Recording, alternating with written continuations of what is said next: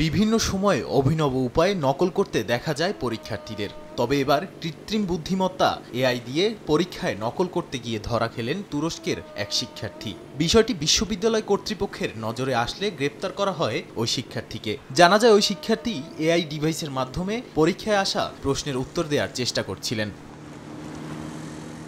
বিশ্ববিদ্যালয় কর্তৃপক্ষ জানায় পরীক্ষার হলে বসে অদ্ভুত আচরণ করছিলেন ওই শিক্ষার্থী। পরে পরীক্ষার হলের দায়িত্বে থাকা শিক্ষকের সন্দেহ হলে তাকে তল্লাশি করা হয়। এরপরই নজরে আসে কৃত্রিম বুদ্ধিমত্তা ব্যবহারের বিষয়টি। এ সময় তাকে সহযোগিতা করছিলেন অন্য এক ব্যক্তি। পরে তাকে সহ নকল করা ওই শিক্ষার্থীকে পুলিশ গ্রেপ্তার করে।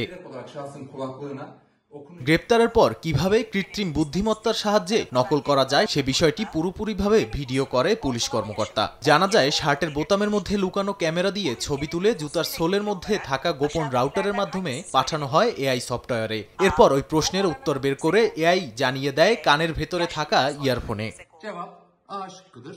নাদিম মারজান, সময় সংবাদ।